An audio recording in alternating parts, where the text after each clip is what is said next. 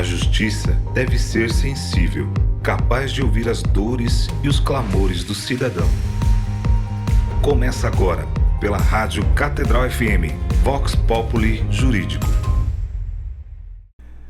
Boa noite, minha amiga e meu amigo ouvinte da Rádio Catedral. Eu sou Fábio Torres. Seja muito bem-vindo a mais um Vox Populi Jurídico.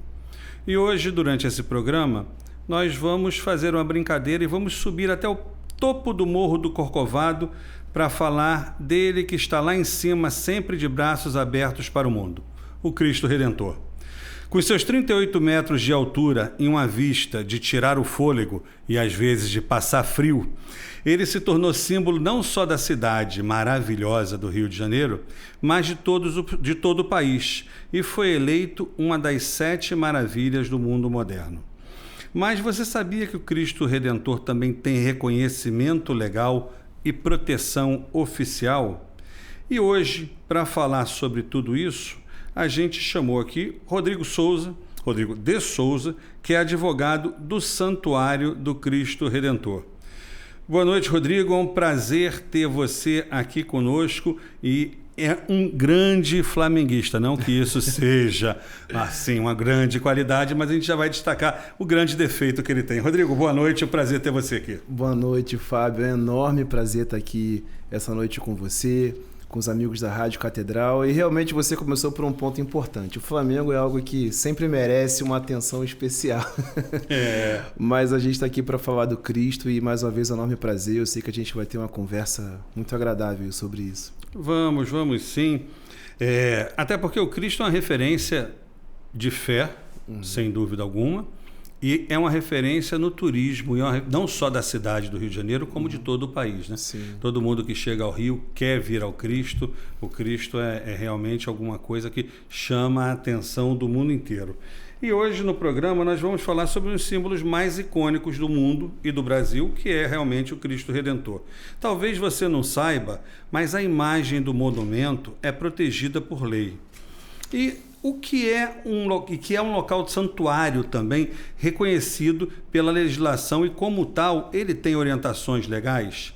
Afinal, o que diz o direito sobre um dos maiores símbolos da fé e da cultura brasileira? Para responder essas e outras questões, a gente vai começar agora nesse papo com o Rodrigo, que começa te fazendo a seguinte pergunta, Rodrigo. Qual é o papel do Cristo Redentor no turismo do Rio de Janeiro e do Brasil? Fábio, o Cristo Redentor, ele dispensa comentários, né? Eu acho que o Cristo, ele fala por si só, mas é interessante a gente pensar o Cristo como um grande símbolo do país. Quando a gente pensa na cidade do Rio de Janeiro, quando a gente pensa no Brasil, a gente pensa em Cristo Redentor. Então, quando a gente pensa em lugares que possivelmente alguma pessoa nunca conheceu, não teve oportunidade, se eu pensar em França, me vem a Estátua da Liberdade, se eu penso, enfim, em outros lugares, e se em um outro local fora do Brasil, fora do Rio de Janeiro, a gente pensa em Rio de Janeiro, pensa em Brasil, vem a imagem do Cristo Redentor. Então, o Cristo é esse grande emblema, né? Então, a gente tem essa responsabilidade por cuidar dessa imagem, cuidar do Cristo Redentor e comunicar, né? Eu acho que essa é a nossa grande missão aqui na igreja, na Arquidiocese do Rio. Eu ia fazer uma brincadeira com você, dizendo que quando a gente pensa em Rio de Janeiro, a gente pensa em Cristo Redentor e São Januário. Não tem como se desvincular desses dois grandes pontos também. Nós somos operadores do direito, né? Então, acho que no direito a gente sempre brinca que tudo depende. Né? Então, assim, o Cristo é um assunto pacificado, né? Mas em relação aos outros assuntos, a gente deixa para depois. Deixa para depois, deixa para outro episódio. Agora, qual é a média de visitantes que o Cristo recebe por ano? O Cristo, ele, felizmente, pós-pandemia, voltou a ter um grande número de turistas, né? No ano de 2024, a gente teve aproximadamente 2,5 milhões de pessoas. Uau! É muito grande. A gente está dentro do Qual parque... ano? No ano de 2024, ano passado. Isso, ano passado. A gente está dentro do Parque Nacional da Tijuca, né, que é um dos maiores parques urbanos do mundo, né?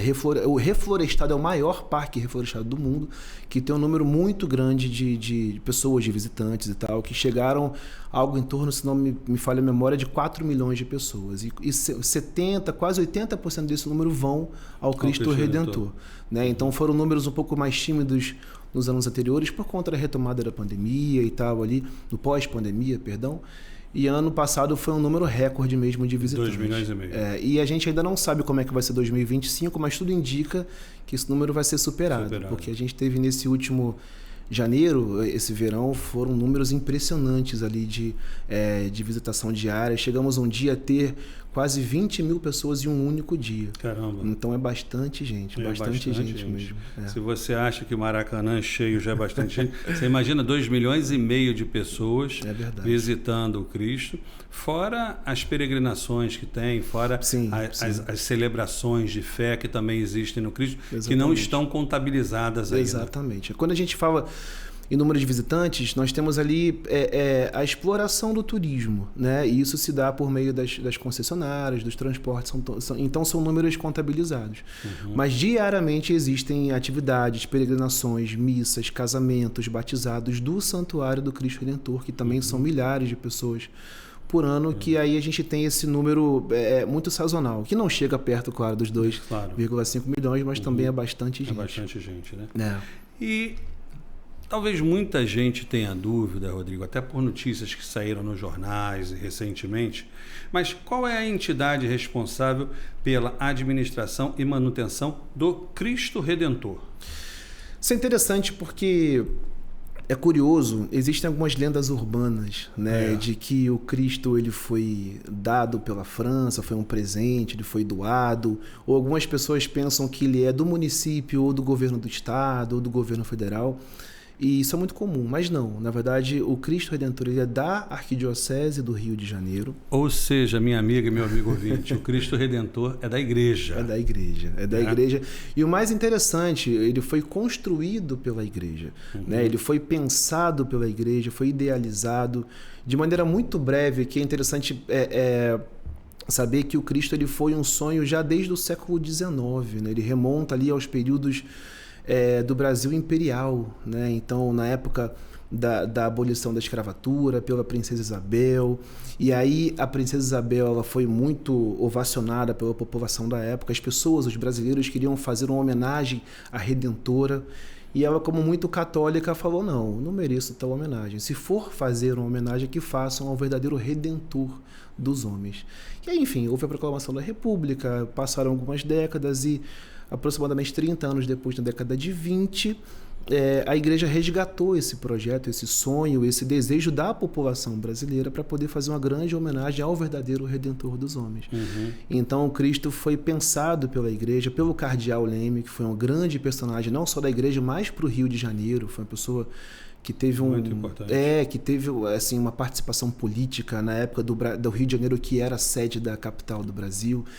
E idealizou o Cristo Redentor através de uma grande vaquinha. Foi o primeiro crowdfunding, a vaquinha das pessoas que doaram dinheiro ali, grandes obras de caridade que se juntaram, e o Cristo foi construído e foi inaugurado em 1931.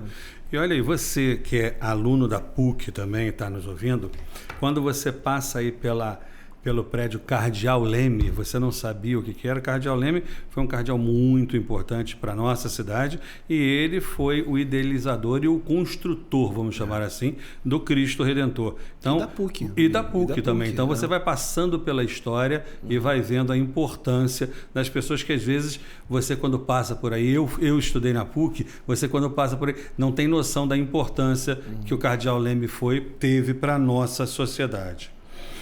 Então, o Cristo é da Igreja Católica. Agora, o Cristo, ele foi tombado pelo IPHAN, que é o Instituto de Patrimônio Histórico e Artístico Nacional. Verdade. Né?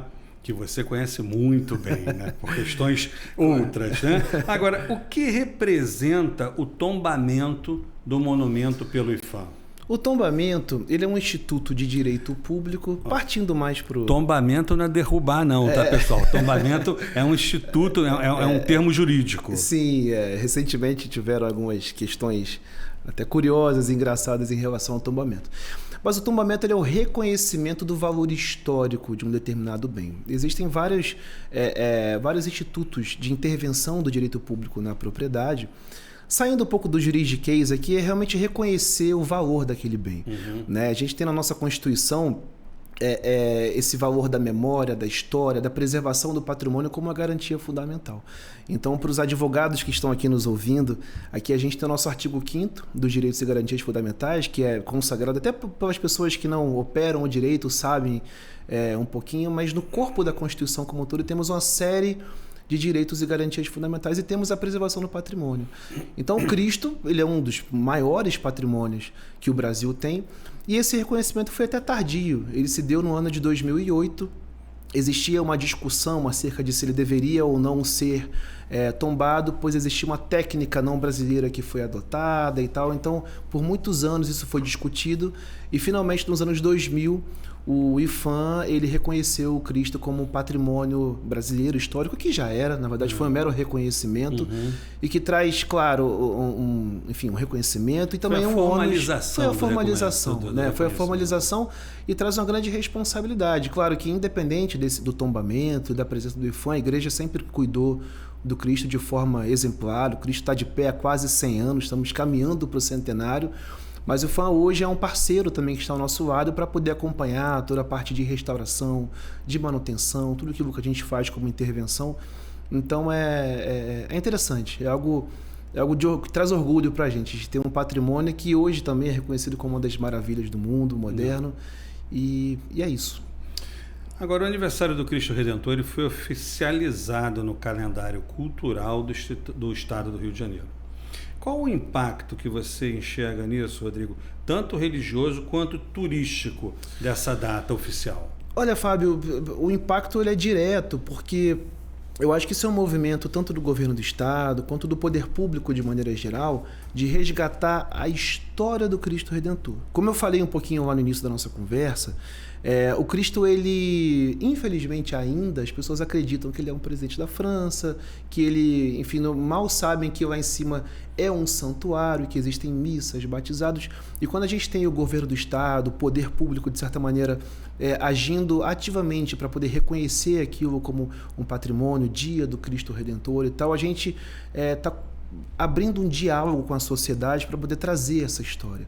Isso é muito importante. Então, o nosso papel, não só de preservação, mas também de evangelização, de poder levar essa história para que as pessoas saibam que aquilo é um santuário, é primário, é o nosso maior objetivo. Então, quando existe um ato do Executivo, do Legislativo, existe não só essa lei, mas algumas outras leis que reconhecem o Cristo como patrimônio, como local sagrado, o dia do Cristo Redentor, o dia...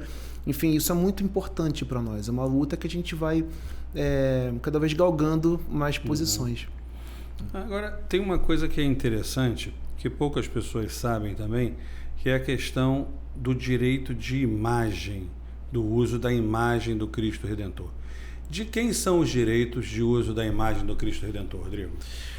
Os direitos de uso de imagem, eles pertencem à Arquidiocese do Rio de Janeiro. Acho que é importante a gente entender que quando a gente fala em direito autoral, a gente está falando de um instituto de direito privado, que é justamente da preservação da imagem de um determinado bem ou até de uma pessoa física.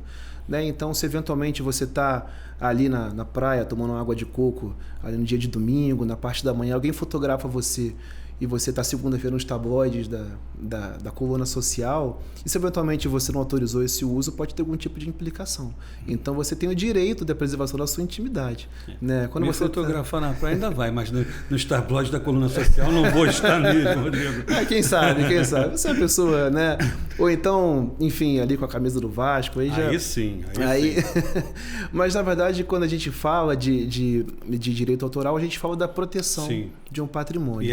E essa proteção hoje, ela pertence à igreja. Pertence. E aí vai a segunda pergunta que a gente vai ter que acabar esse bloco em 1 minuto. Considerando que a igreja detém o direito disso, é permitido o uso da imagem do Cristo Redentor em reportagens jornalísticas ou educativas sem autorização? É permitido, né? Na verdade, o que a gente busca hoje é essa conscientização da mídia, dos meios de comunicação, dos jornalistas, para que a igreja possa participar disso, para que ela possa contribuir. Na verdade, a gente pede para que, assim, a gente autorize como isso vai ser comunicado, né? Então, claro que não existe nenhuma implicação no uso ali, mas existe esse trabalho de conscientização, de participação, que a igreja ela está sempre ali presente nos meios de comunicação. Principalmente se for para uma reportagem isenta, jornalística, sim, ou também educativa. Claro, né? É diferente, claro. Que aí vai ser a próxima pergunta depois do intervalo, quando as empresas utilizam a imagem do Cristo para tentar fazer uma propaganda utilizando o Cristo. Sim. Mas isso você vai responder depois do nosso rápido intervalo, que vai ser rapidinho. A gente daqui a pouco volta com o nosso segundo bloco, falando sobre Cristo Redentor e a lei, o que protege o maior símbolo do Brasil. Estamos apresentando Vox Populi Jurídico. Voltamos a apresentar Vox Populi Jurídico. Estamos de volta com o nosso programa Vox Populi Jurídico de hoje, falando sobre o Cristo Redentor, sobre a lei que protege o maior símbolo do Brasil e conversando com o advogado Rodrigo de Souza, advogado do Santuário do Cristo Redentor. Rodrigo, a gente acabou outro bloco, eu estava te perguntando sobre as empresas que utilizam, né? Então, para a pergunta ficar inteira e para o nosso ouvinte poder entender, quais são as consequências para empresas que utilizam a imagem do Cristo sem a permissão em material? De vez em quando a gente passa aí, vê um outdoor que tem o Cristo Redentor para show, enfim, para promoção de várias empresas. E a gente sabe que muitas vezes elas acabam não pedindo essa permissão para quem detém os direitos do uso da imagem, que é a igreja. Qual é a consequência disso?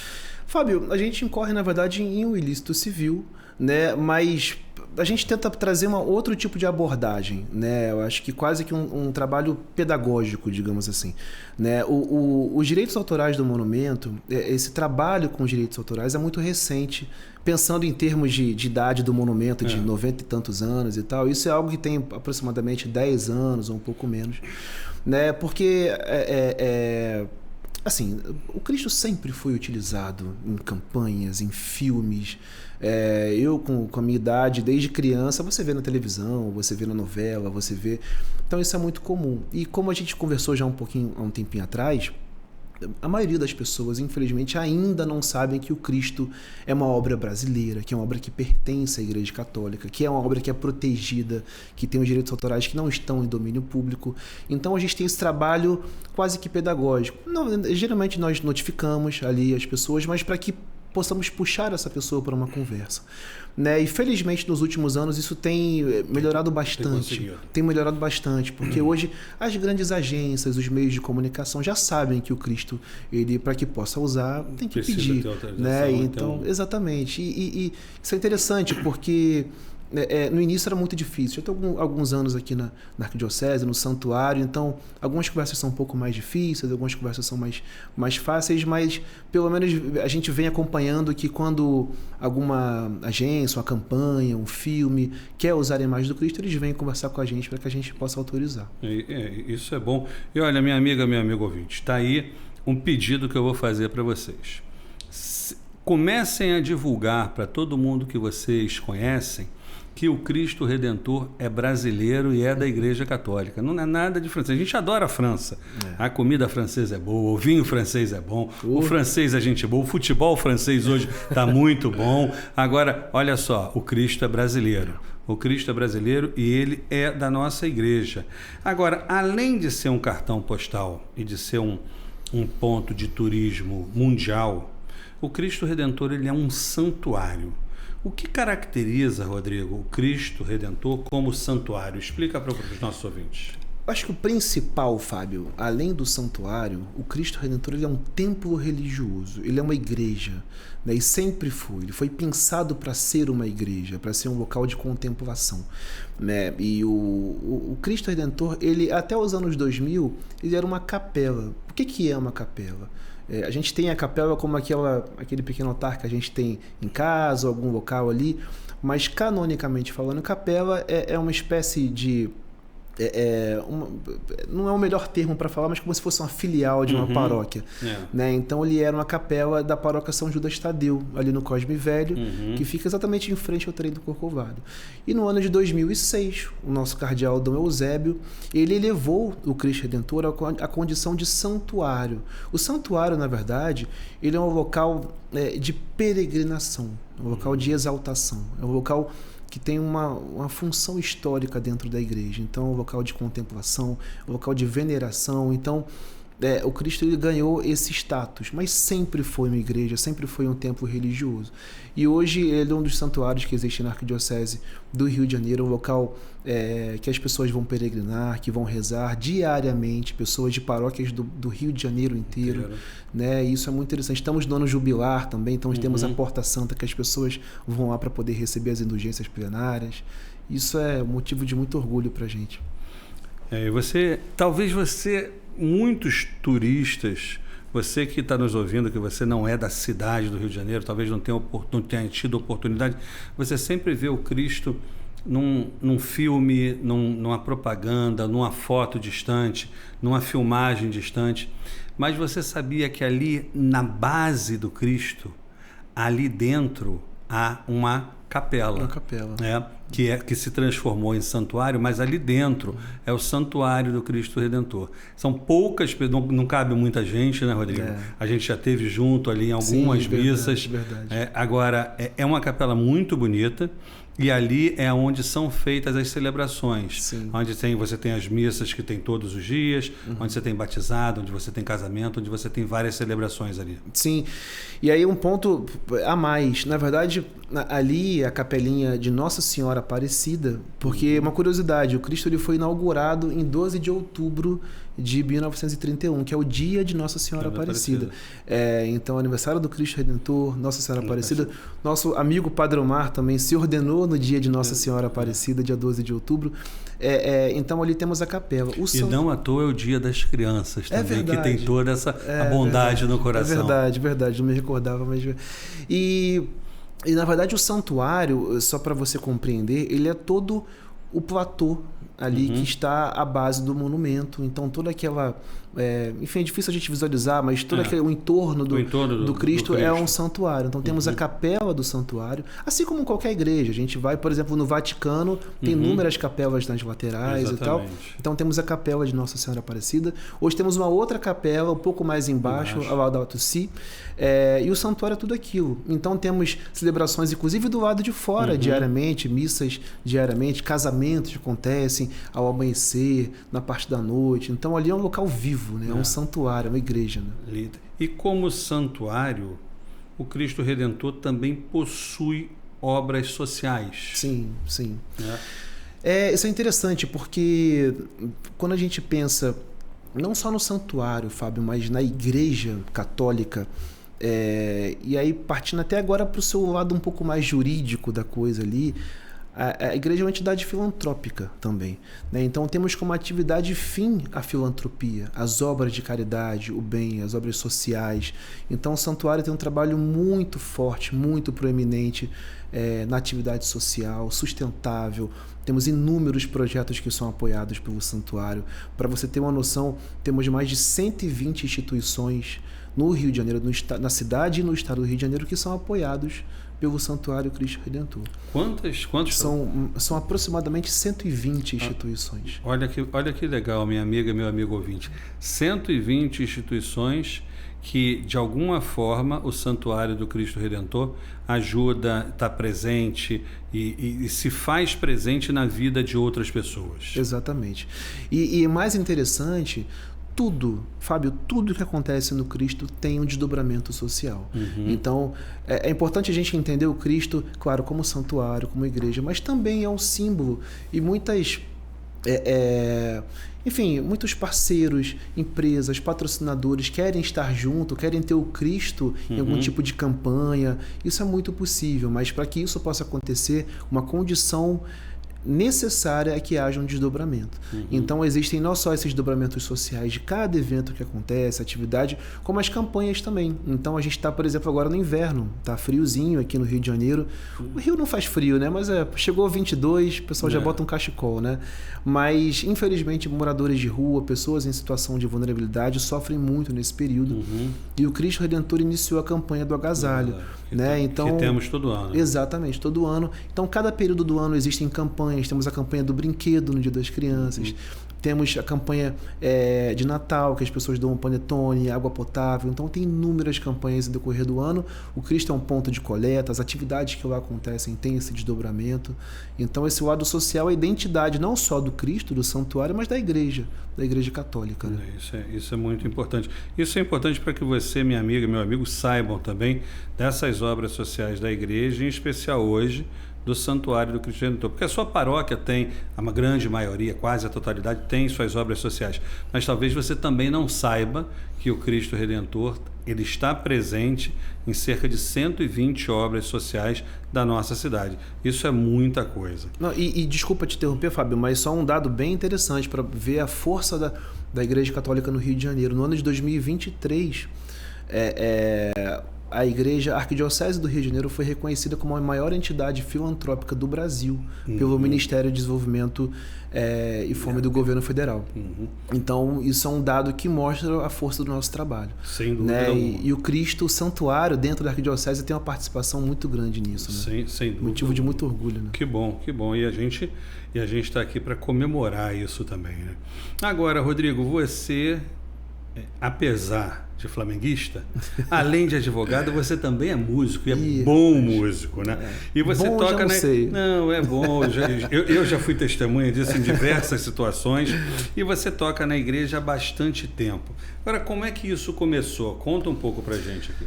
Fábio, aí a música ela faz parte da minha vida, né? Do meu DNA. E é engraçado que tem interseção não só na minha vida como pessoa, né? Ali, mas também como católico, como cristão que sou.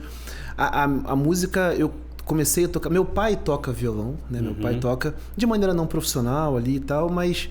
e começou a me ensinar já desde muito pequeno. Sempre gostei e tal. Foi um ponto um pouco complicado, porque meu pai é destro, né, como a maioria das pessoas, e eu sou canhoto. E lá em casa só tinha um violão. Então, eu era, sei lá, tinha 8, 9 anos de idade. Meu pai falou, olha, violão não vou comprar não, se quiser vai ter que ser nesse aí mesmo. Eu aprendi no violão de destro e eu toco como destro. E desde muito pequeno, meus pais me levavam para catequese, fui coroinha na igreja e tal ali.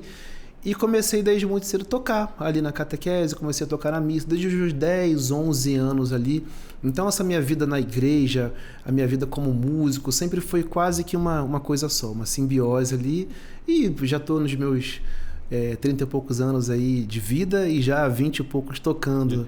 Era né? isso que eu ia te perguntar, você trabalhou com música? Se você trabalhou por quanto tempo? Trabalhei, olha, tempo, Fábio, eu não sei muito te dizer, porque eu sempre trabalhei desde garoto, assim, eu acho que desde os meus 15, 16 anos comecei a trabalhar, inclusive comecei a trabalhar para poder pagar os meus estudos na música, né, porque, enfim, até pela questão familiar, minha família me ajudava no que podia, mas minha família é de origem humilde e tal, e eu comecei na escola de música que eu passei a estudar, eu entregava panfleto para poder, em troca de aula, para poder tocar e, enfim, logo depois disso passei a dar aula, né, desde os meus 16 anos, 17 anos.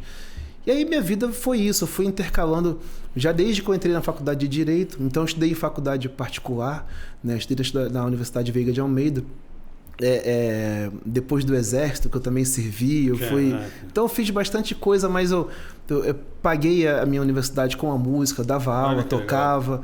Então a música é a minha identidade, assim, né, acho que eu até costumo brincar, falo, não, porque você como advogado, eu falo, sou músico, advogado, mas a música está presente na minha vida, assim, de maneira muito forte. E a música sendo presente na sua vida durante tanto tempo e de uma forma tão forte, em que momento que você decidiu fazer direito?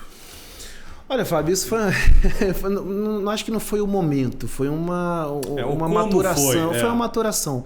Eu não tinha o direito como uma primeira opção, tanto que garoto lá no colégio, eu além dos meus 17, 18 anos, aquele período de vestibular, eu tinha eu queria fazer comunicação social, né? Eu queria ser jornalista. Então Olha aí. Fiz vestibular, passei... E hoje está aqui no programa de rádio. É verdade. Olha aí, que beleza. Tá vendo mesmo. que as coisas têm...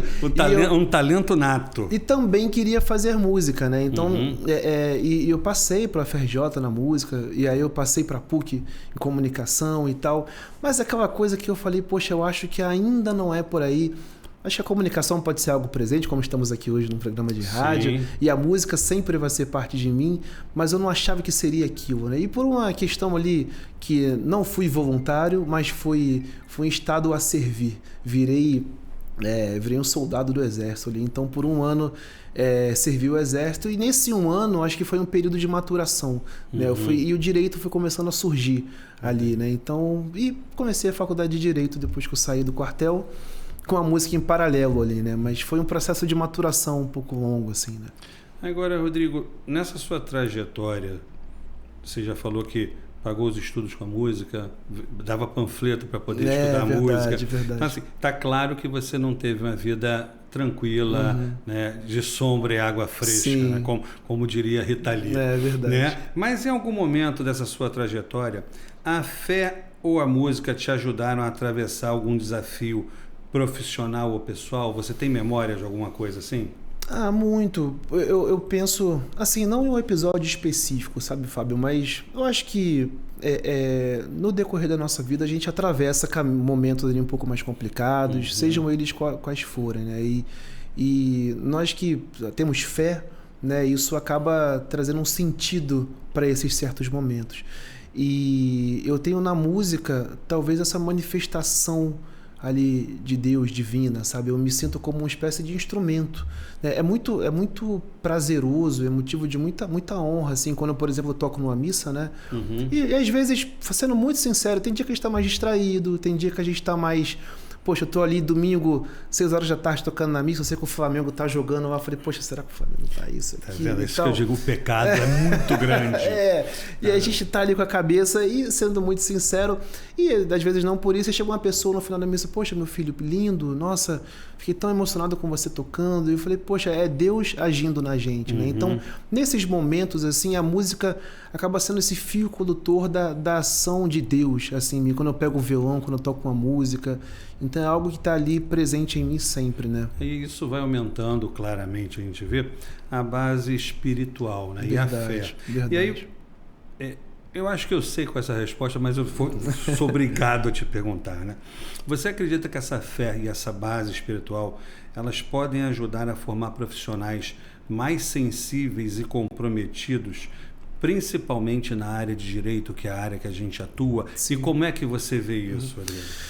Com certeza, porque o direito, assim, não só fazendo essa interseção com a fé, mas com a música também, é uma arte, né? A gente, quando a gente está na faculdade, nós, apesar de estarmos ali naquele depende de correntes, enfim, majoritários ou minoritários, é a arte da gente conseguir escutar, da gente conseguir saber o momento de se colocar, da gente entender ali quando ou não agir e tal. E a música tem um pouco disso também, de quando a gente consegue se colocar e tal, a gente faz essa interseção.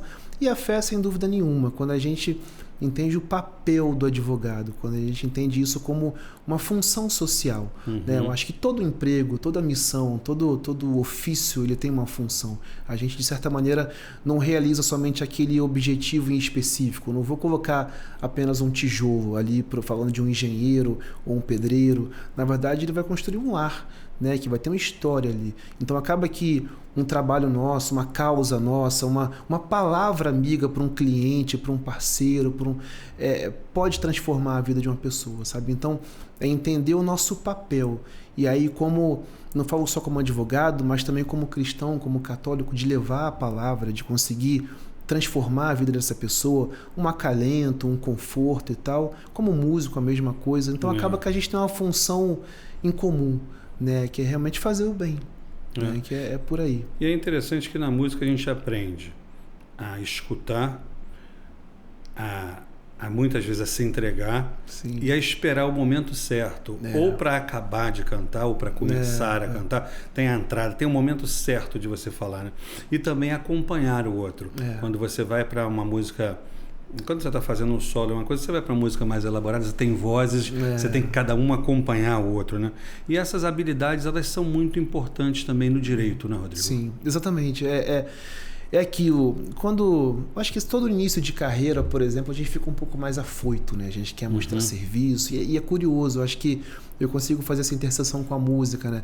Eu que sou violonista, também toco guitarra, quando a gente é garoto, eu ia ouvir rock e tal, e você quer fazer aqueles solos intermináveis e tal, e a gente vai entendendo que cada um tem o seu lugar, tem um momento de se manifestar, e o direito não é diferente, né? O direito é justamente a sabedoria de colocar de forma correta, de se colocar, de falar da maneira que, na hora que tem que falar. Então é sempre um processo de maturação.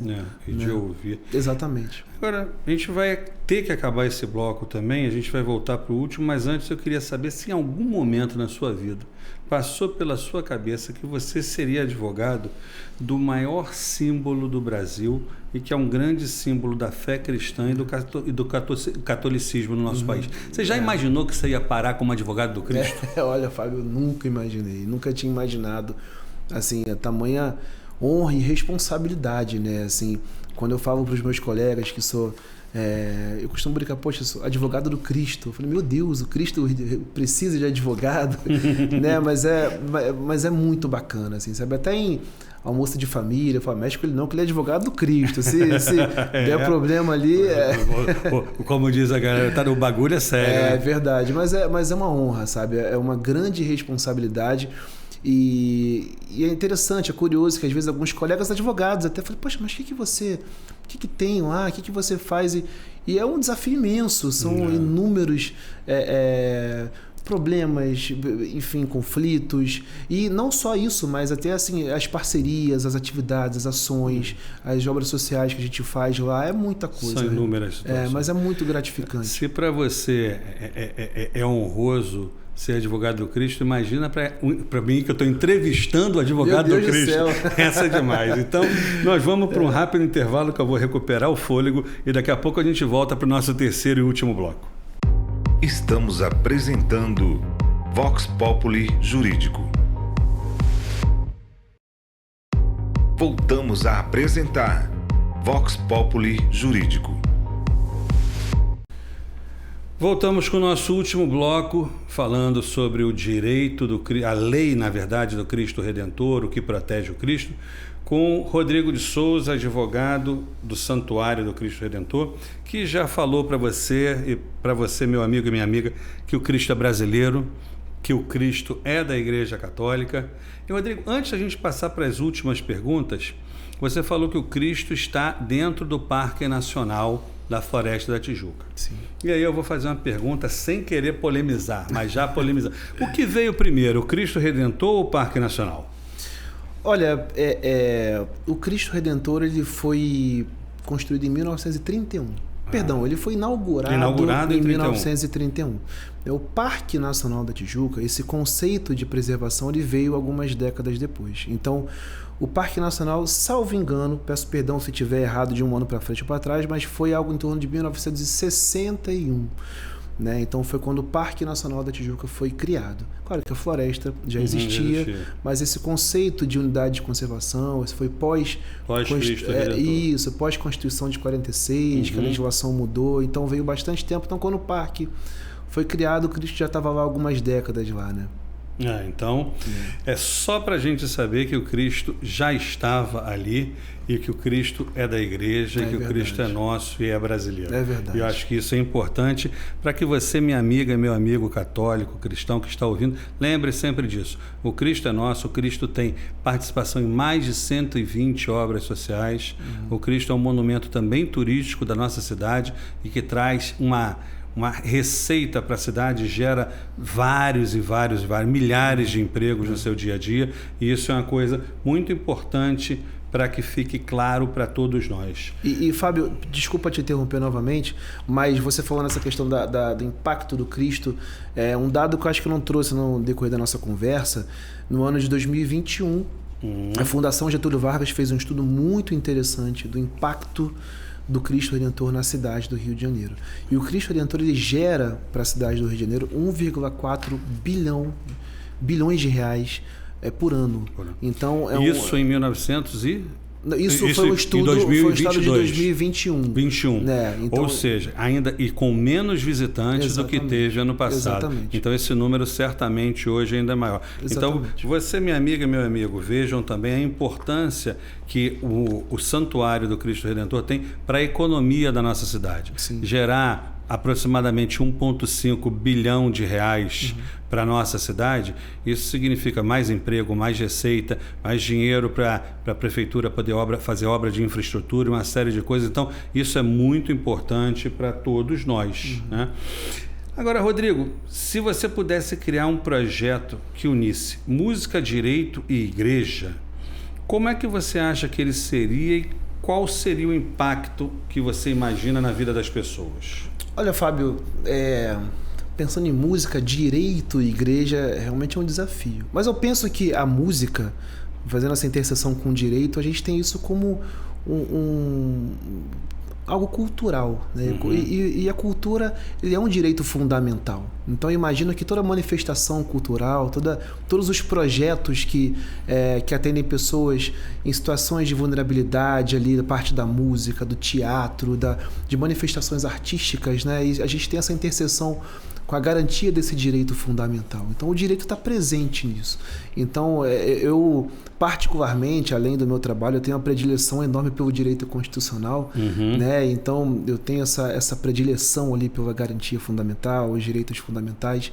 E a cultura é isso, né? É justamente esse direito fundamental. E a igreja, ela é uma executora dessa garantia fundamental. Ela é, como eu disse, uma das maiores entidades filantrópicas do país, a maior do mundo, né? Então, eu penso realmente que a música, ela está ali para tirar a pessoa de situações difíceis que a gente sabe na nossa sociedade, enfim, pessoas que estão ali em situações de carência, de vulnerabilidade. A música, a arte é para resgatar essas pessoas, né? Então, eu sempre tenho muito carinho pelos projetos que o Santuário desenvolve nessa área de cultura, de música, e para mim é uma honra, é um prazer e é uma questão de vida mesmo, assim.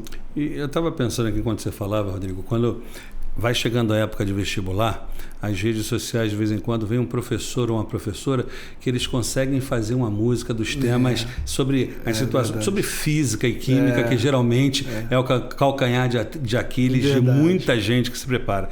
E talvez fosse aí uma situação interessante para a gente até pensar e quem sabe junto, fazer situações para as paróquias ensinarem o direito básico para as pessoas através da música. Pô, legal, porque quando você canta, isso vem para você. Né? Então, muitas vezes as pessoas não têm noção dos seus... Você falou de direito constitucional, alguns direitos fundamentais as pessoas não têm noção.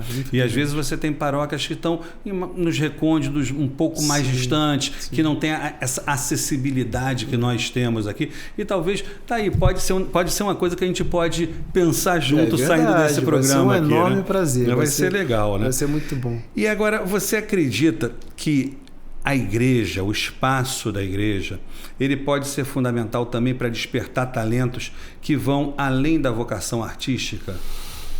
Com certeza, porque a igreja é um lugar de convívio, né? Isso é muito interessante. Eu que comecei ali minha vida na igreja, fui coroinha.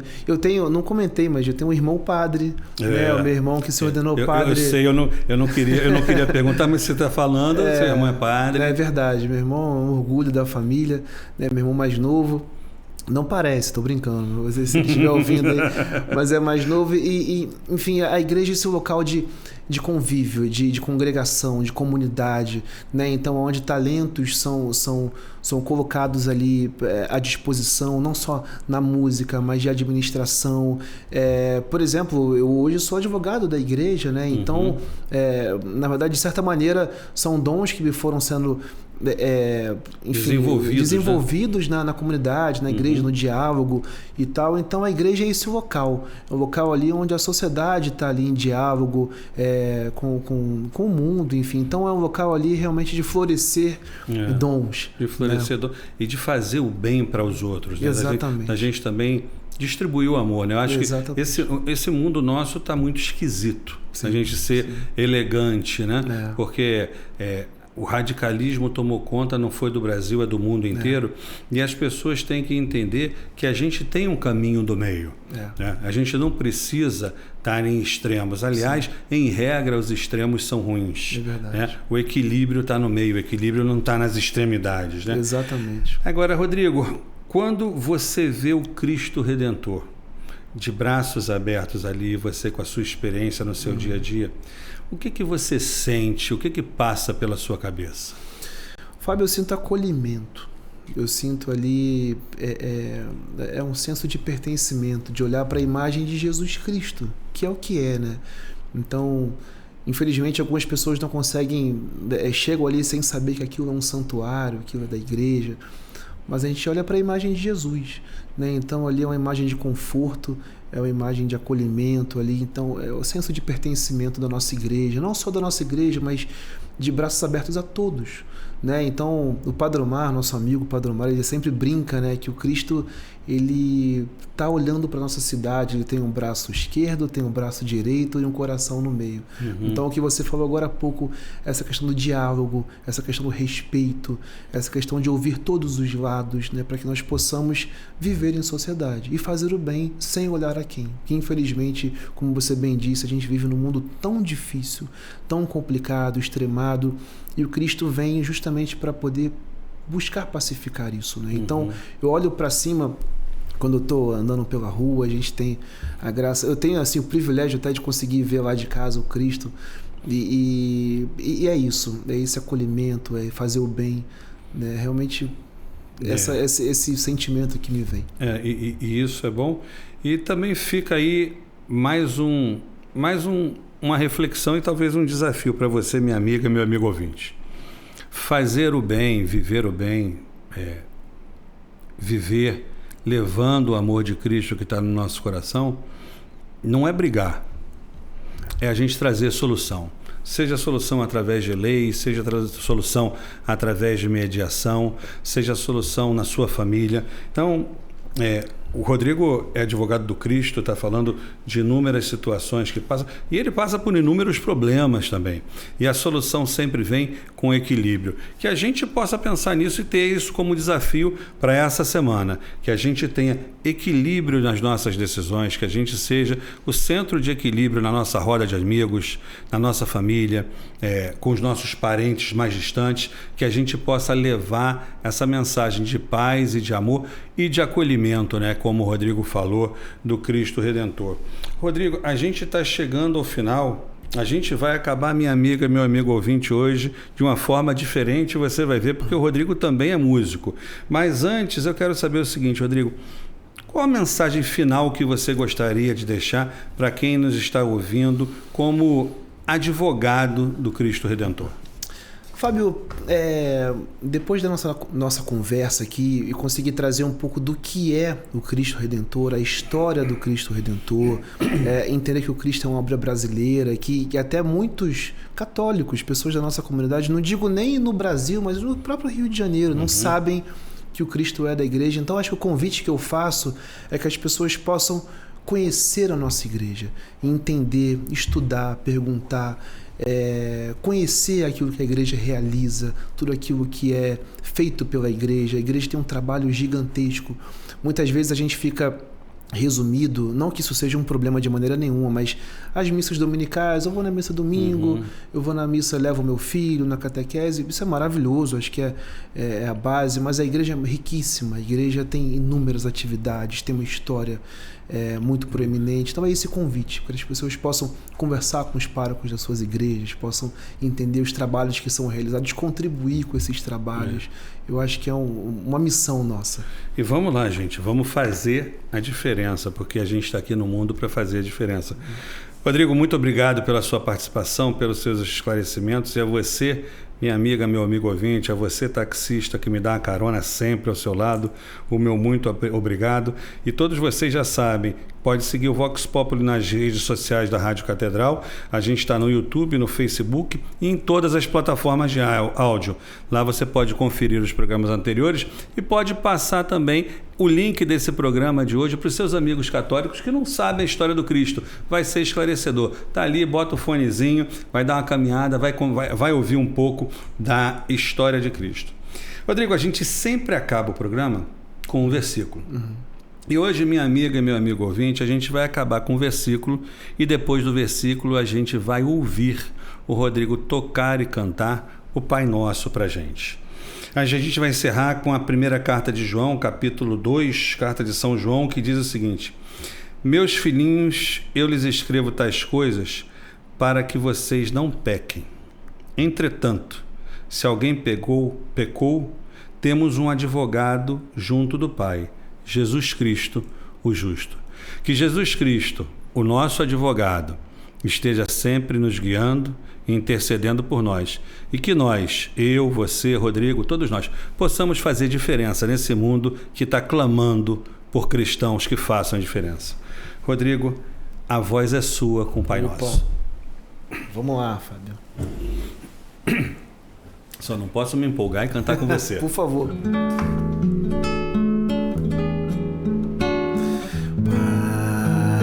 Pai nosso que estás nos céus, santificado seja o seu nome, e venha a nós o seu reino, e seja feita a vossa vontade. Pai, meu Pai do céu, meu Pai do céu, eu quase me esqueci, eu quase me esqueci que o seu amor vela por mim, vela por mim, que seja feito assim. O alimento desse dia dai-nos hoje sempre,